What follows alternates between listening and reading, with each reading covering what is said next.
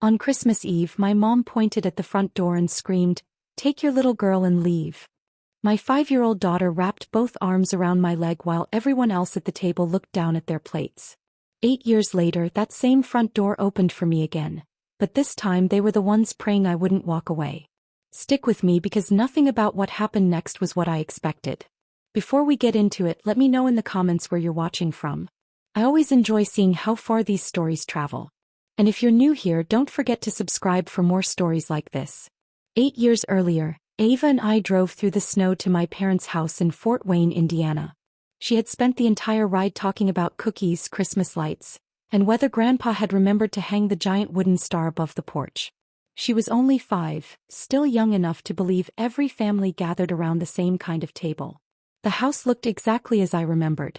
Warm light spilled through the windows, and the smell of roasted turkey greeted us before we even stepped inside.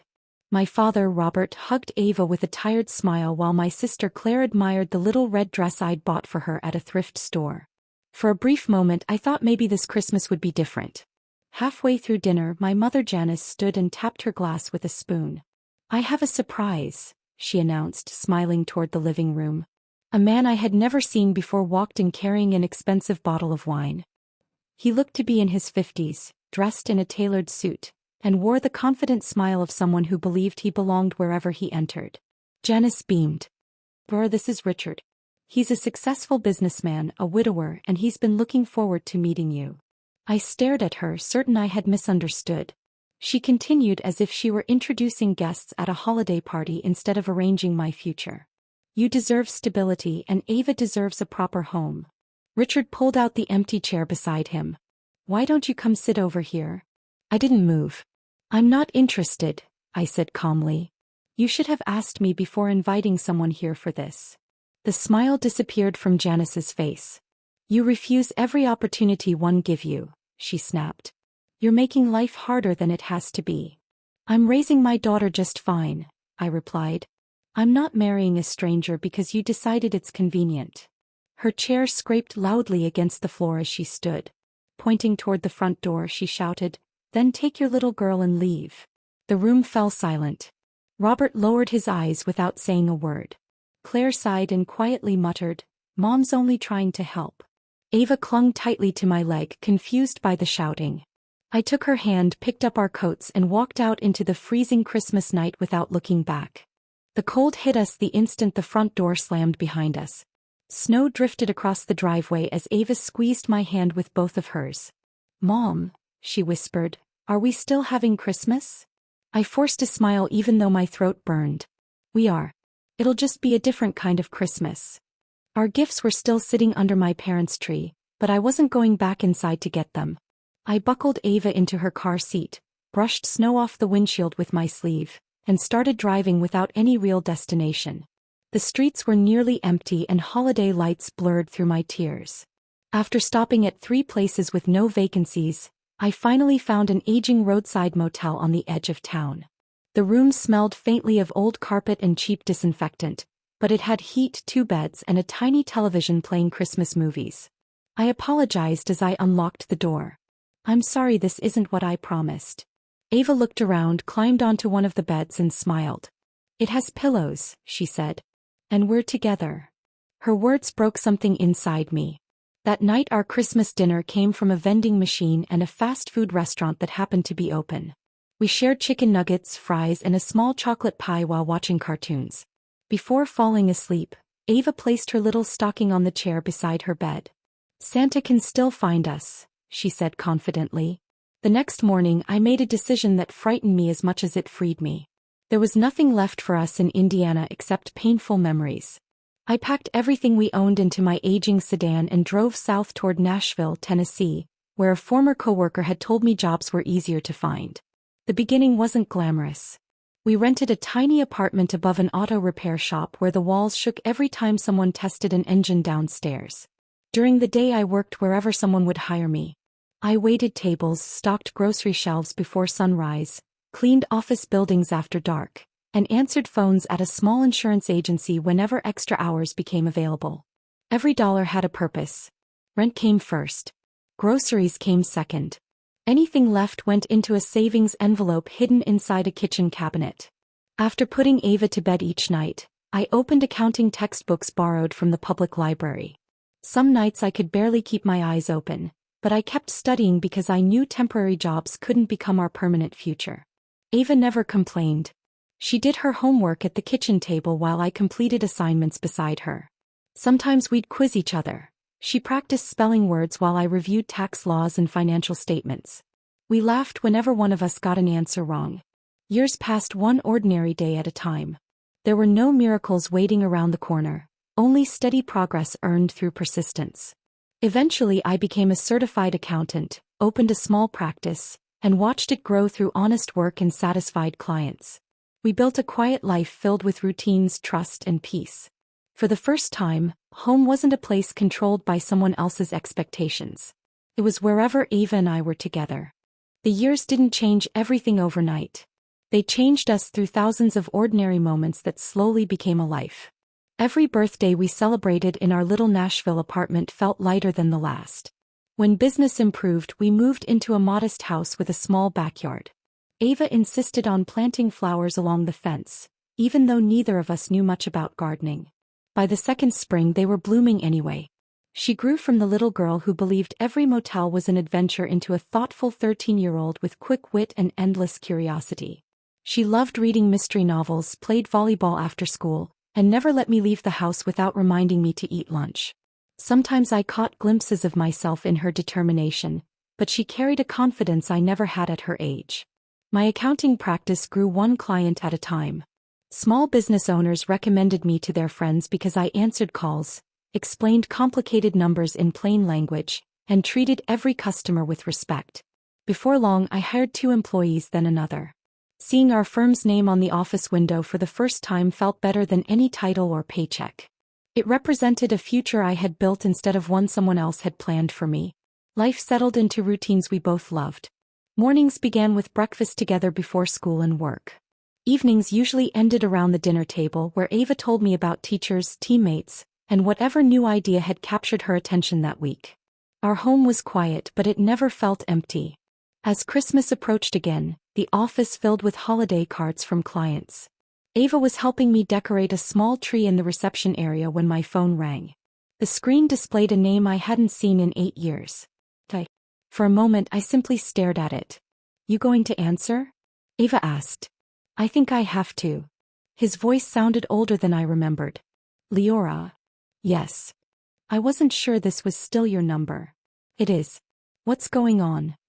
He hesitated before speaking again. "It's your dad. Robert had a heart attack last week." I gripped the edge of my desk. "Is he alive?" "Yeah. He's home now, but the doctors told him he can't keep working the way he has." I closed my eyes. "And the hardware store?" Ty let out a weary laugh with no humor in it. "It's barely hanging on. The big chain stores kept expanding, online orders took more customers every year, and people begged your parents to update the business. New inventory systems, online sales, local delivery, anything. Your dad refused because he said the old way had always worked. Your mom shut down every suggestion before anyone could even try it. So it wasn't one bad year. No. It was 8 years of saying no to change." Silence settled between us. Finally, Ty spoke again. "They're talking about closing the store after Christmas. I know you don't owe anyone anything, Leora. I just thought, you deserve to know what's happened back here." After I ended the call, I set my phone on the desk and stared through the office window. Cars passed outside, people hurried along the sidewalk carrying shopping bags, and Christmas music drifted in from a nearby cafe. Everything around me continued as if nothing had happened, but my thoughts had already traveled 800 miles north. Ava quietly finished hanging an ornament before walking over. "Was that someone from Indiana?" I nodded. "Grandpa had a heart attack." Her face fell. She barely remembered him, yet she still cared. "Is he going to be okay?" "They think so. He needs to slow down." She waited for a moment before asking the question I knew was coming. "Are we going back?" I didn't answer immediately because I honestly didn't know. For the next several days I tried to focus on work, but my attention kept slipping. Every file I opened reminded me that life rarely gives you perfect endings. I wasn't afraid of seeing my parents again. I was afraid of reopening wounds that had finally healed. One evening, Ava sat across from me at the kitchen table while finishing her homework. "I've been thinking," she said. "That's usually dangerous." She smiled. "I don't remember much about where I was born. Maybe it's time I did." I looked up. "You don't have to protect me from your past forever." Her words stayed with me long after she went to bed. The following morning I called the office, rearranged appointments, packed 2 suitcases and loaded the car. Before sunrise we started the long drive toward Fort Wayne. The miles passed beneath us as familiar highways slowly replaced unfamiliar ones. Fields stretched across the landscape, covered with a thin blanket of snow. The closer we came to Indiana, the more memories returned without invitation. Every exit sign seemed connected to another piece of my childhood. Late in the afternoon we reached the city limits. "Is this it?" Ava asked as she looked out the window. "Yes. It feels quiet." It always was. The neighborhoods looked older than I remembered. Several storefronts stood empty, and faded signs hung above buildings that had clearly seen better years. Even the streets seemed slower. When we turned onto my parents' road I almost missed the house. The white paint had faded, parts of the fence leaned at odd angles, and the porch where my father once spent summer evenings looked neglected. Christmas lights hung unevenly from the roof, with several dark sections where bulbs no longer worked. They weren't cheerful decorations anymore. They looked like something someone put up because they couldn't imagine not doing it. We drove past the family hardware store before stopping. The parking lot that had once been packed every weekend held only 3 cars. Dusty displays filled the front windows and faded sale posters curled at the edges. The building itself seemed tired.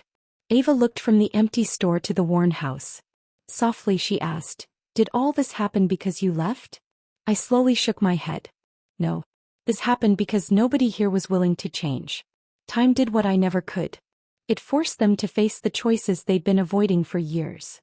I parked across the street and sat behind the wheel for a long moment. The house looked smaller than it had in my memories, but the front door was the same one that had closed behind us 8 years earlier. Ava glanced at me without saying anything. She understood this wasn't a moment to rush. We walked up the worn steps together and knocked. After several seconds the door opened. My father stood there looking thinner than I remembered. His shoulders had slumped, his hair was almost completely gray, and the confidence that once defined him had disappeared. His eyes widened when he saw Ava standing beside me. "You've grown so much," he whispered. She offered a polite smile but stayed close to my side. Robert stepped back to let us in. The house felt strangely quiet. Furniture hadn't changed but everything looked older, as though time had settled into every corner. Christmas decorations were scattered around the room without much care. Janice walked in from the kitchen and stopped when she saw us. No one spoke for several seconds. Finally she broke the silence. "I wasn't sure you'd come." "I wasn't sure either," I answered. She nodded toward the living room and we all sat down. The conversation stumbled through awkward questions about work, school, and the drive from Nashville. Every sentence felt carefully chosen, as though everyone feared saying the wrong thing. I finally looked directly at my mother. "I've spent 8 years wondering something." She met my eyes. "What? Why was having me there so unbearable? Was I really that embarrassing to you?" Janice looked away almost immediately. "It wasn't like that." "Then tell me what it was." She folded her hands together tightly before answering. "Our town notices everything. People talk. They judge. When you came home pregnant and unmarried, I couldn't stop thinking about what everyone would say." I stared at her. "So this was never about me." She shook her head slowly. "It was about how they would see our family. I kept believing that if I could somehow fix your situation, people would stop talking. You tried to marry me off to a man I'd never met. I thought stability would silence the gossip." I let out a quiet laugh filled with disbelief. "You were protecting your reputation, not your daughter." She didn't argue because she couldn't. The room fell silent until my father spoke. "I should have stopped it." I turned toward him. "I wanted to," he continued. "Every time I disagreed with your mother we'd fight for days. Eventually it felt easier to stay quiet." "Easier for who?" I asked. His face tightened. "Not for me. Not really. You watched her throw your daughter and granddaughter out on Christmas Eve." "I know." You didn't even follow us outside." His eyes filled with tears. "I've replayed that night more times than I can count. I convinced myself I was keeping the peace, but all I really did was lose both of you. My silence cost me 8 years with my daughter, and 8 years watching my granddaughter grow up." No one had another excuse left to offer. The silence in the living room lingered until the front door opened. Cold air swept inside as Claire stepped in carrying a grocery bag. She stopped the moment she saw me. "Leora. It's been a while." She set the bag on the kitchen counter without taking her eyes off me. "I heard you were coming, but I didn't believe Mom." Ava watched quietly as Claire walked over. After a brief hesitation, she smiled. "You must be Ava." "I am. I'm your Aunt Claire." They shook hands awkwardly before Claire sat across from me. For a few minutes we talked about ordinary things, avoiding the past as if ignoring it might make the visit easier. Eventually Claire sighed. "I don't think pretending is helping anyone." "No," I agreed. "It isn't." She looked down at her hands. "I owe you an apology." I waited. "When we were younger, Mom always compared us. You were the difficult one. I was the responsible one." I liked hearing that. I liked being the daughter who could do no wrong. I wasn't surprised, but hearing her admit it still hurt. "So when Mom criticized me, you stayed quiet." I did more than stay quiet. Sometimes I agreed with her because it kept me on her good side. The honesty in her voice left little room for anger. "I thought being the favorite meant I was winning," she continued. "I didn't realize what it was costing me." "What changed?" Claire laughed softly, though there was no humor in it. "Nothing changed. I just finally noticed." She leaned back and glanced toward Janice. "Mom didn't stop controlling things after you left. She just focused all that attention on me." Janice shifted uncomfortably but didn't interrupt. "When I wanted to move closer to my husband's job, she convinced us to stay here. When we tried to buy a house, she insisted on approving every neighborhood. She questioned how we spent money, criticized how I raised the kids, and somehow every family decision became hers." Claire rubbed her forehead. "I kept telling myself she was only trying to help, the same excuse I used 8 years ago. After a while I couldn't tell which choices were actually mine. I remembered the confident sister I had grown up with. The woman sitting in front of me seemed exhausted. I lost my family in one night," I said quietly. Claire nodded. "And I lost myself one small piece at a time." The words settled heavily over the room. "I used to envy you," Claire admitted. I looked at her in disbelief. "You envied me?" "Not when you left. But later. You built a life where nobody told you who to be. I stayed because I thought loyalty meant obedience. I kept waiting for Mom to finally trust my judgment." She smiled sadly. "It never happened." Janice lowered her head, unable to deny what her daughter was saying. Claire looked at Ava. "Seeing you two together makes me realize something. Your mom broke away even though it hurt. I stayed because it felt easier. Turns out the harder choice gave her freedom. The easier choice slowly became its own kind of prison." No one challenged her. Deep down, everyone in the room knew she was telling the truth. The next morning, Robert insisted on opening the hardware store even though the doctor had ordered him to rest. He moved slowly as he unlocked the front door, pausing once to catch his breath before switching on the lights. The familiar bell above the entrance rang through an almost empty building. I walked the aisles while Ava stayed near the register, looking at shelves filled with products that had clearly been sitting there for years. Dust-covered boxes that should have been replaced long ago. Handwritten price tags hung crookedly from fading displays. It wasn't difficult to understand why customers had stopped coming. Only 2 people entered during the first hour. One bought a pack of screws. The other asked if they matched prices with larger stores. Robert quietly admitted they couldn't. The customer thanked him and walked back out. After the door closed, Robert leaned heavily against the counter.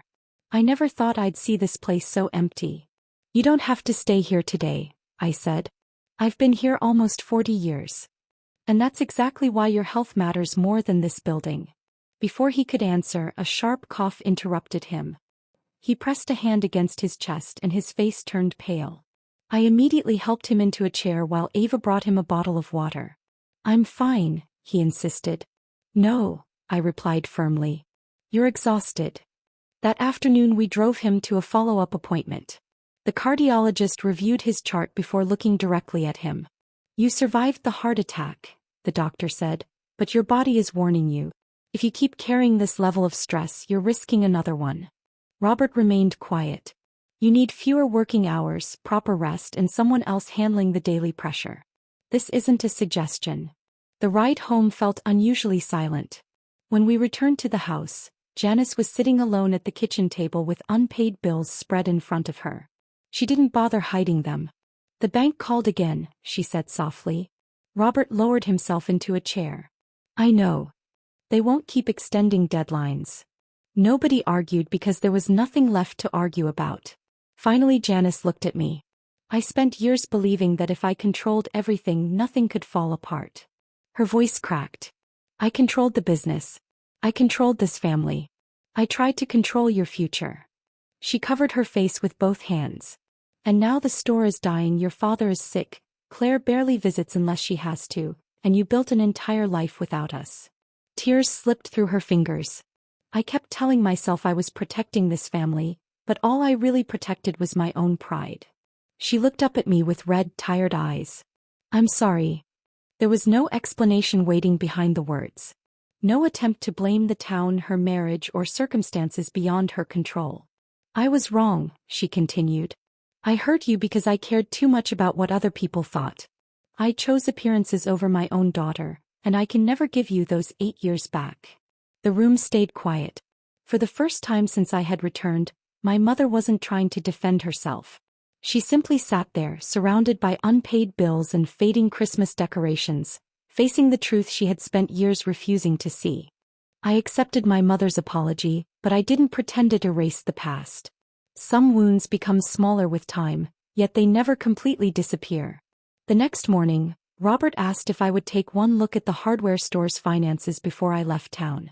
I don't expect a miracle, he said. I just want to understand how bad things really are. I agreed on one condition. I'm not writing a check. He nodded without hesitation. I wouldn't ask you to. We spent the next several hours in the tiny office behind the sales floor. Old invoices were stacked in boxes instead of filing cabinets. Inventory records were incomplete, supplier contracts hadn't been reviewed in years, and expenses kept climbing while sales steadily dropped. I closed the last folder. The business isn't failing because people stopped needing hardware. Robert looked at me. It's failing because the business never adapted. Ty joined us that afternoon carrying a notebook. I've been saying the same thing for years. I spread several sheets of paper across the desk. First, this building is too large for the amount of business you're doing. Close half the showroom and focus on the products customers actually buy. Ty nodded as he wrote. Second, stop ordering slow-moving inventory just because you've always carried it.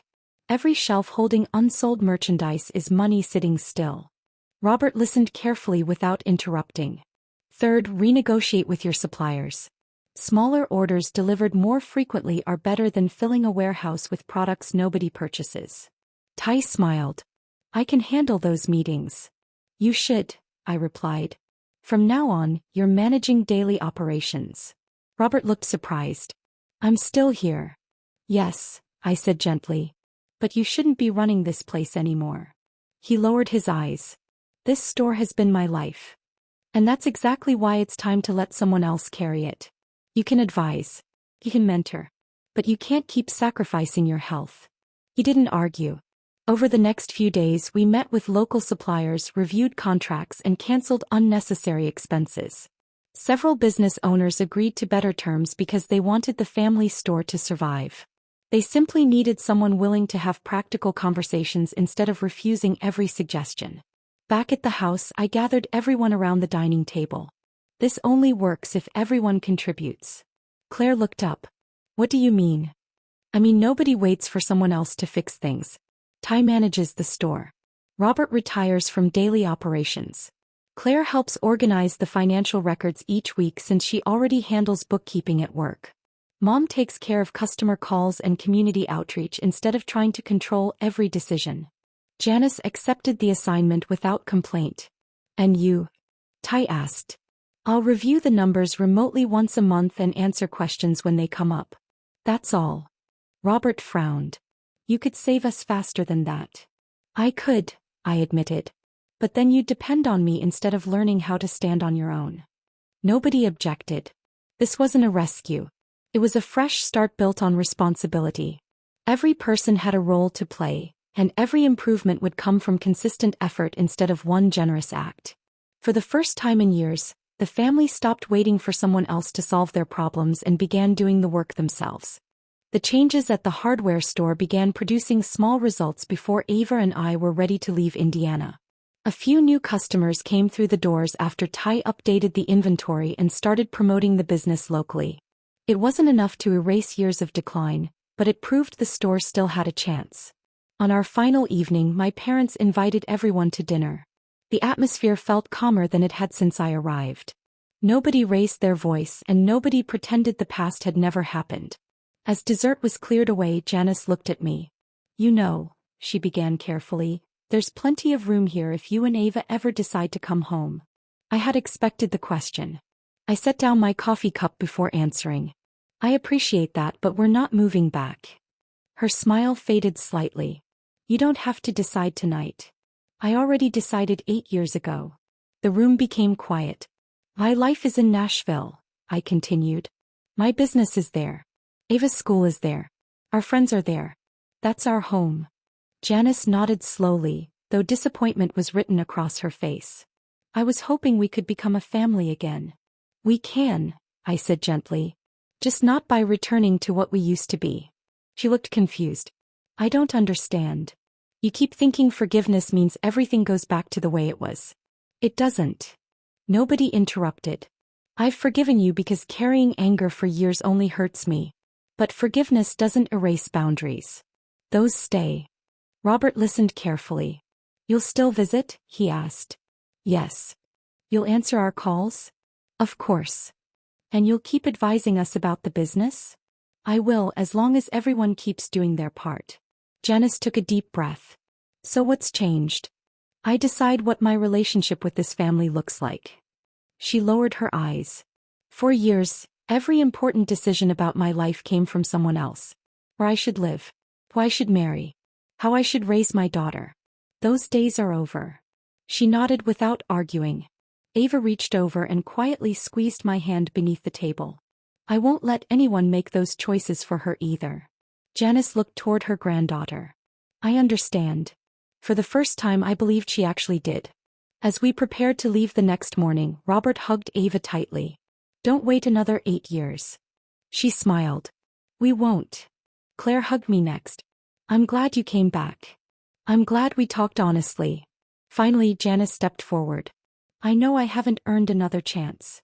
"No," I answered truthfully. "You haven't earned it." She accepted the words.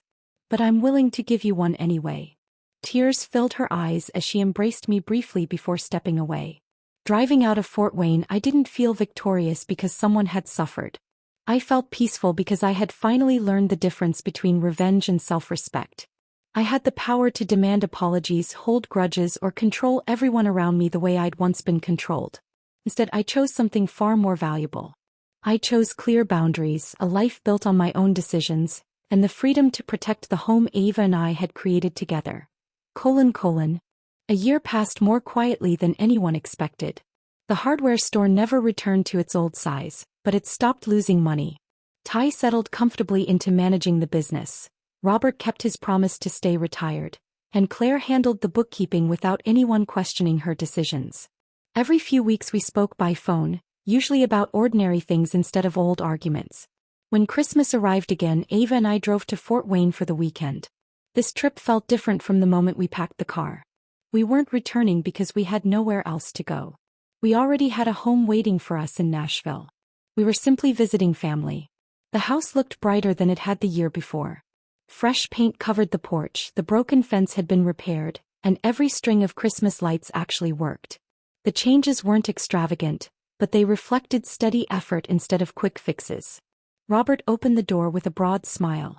"I've been watching for your car all morning." Ava hugged him first. "Merry Christmas, Grandpa." "Merry Christmas, sweetheart." Inside, the atmosphere felt relaxed. Nobody rushed to impress anyone. Claire laughed with her children in the living room while Ty carried trays of food from the kitchen.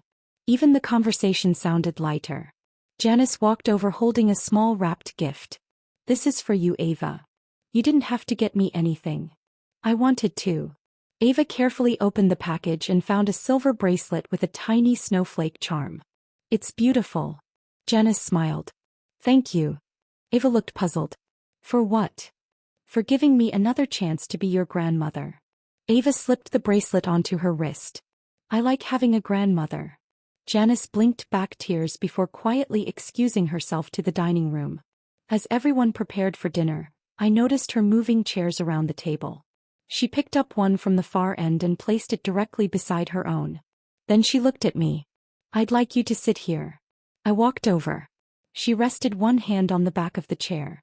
No one will ever ask you to leave this house again. I met her eyes for a moment before smiling politely. Thank you. There wasn't anything else that needed to be said. I took the seat not because I needed proof that I belonged but because I was comfortable choosing it for myself. Dinner was filled with stories, jokes, and the kind of easy conversation that had once seemed impossible. Ava laughed with her cousins while Robert proudly described the latest improvements at the store. Nobody argued. Nobody tried to control anyone else's choices. Later that evening, as snow drifted gently outside the windows, I stood on the front porch for a moment before leaving. 8 years earlier, I had walked down those same steps carrying a frightened little girl into an uncertain future. Now that little girl stood behind me, confident and happy, calling that it was time to head home. Home. The word no longer meant this house or anyone's approval. It meant the life we had built through our own choices, the peace we refused to surrender, and the family we had rebuilt without losing ourselves. That was the greatest gift waiting for us every Christmas, and no one could ever take it away. What would you have done if you were in Leora's place? Leave your answer in the comments. I read every comment. If you enjoy stories that stay with you long after they end, be sure to subscribe for more.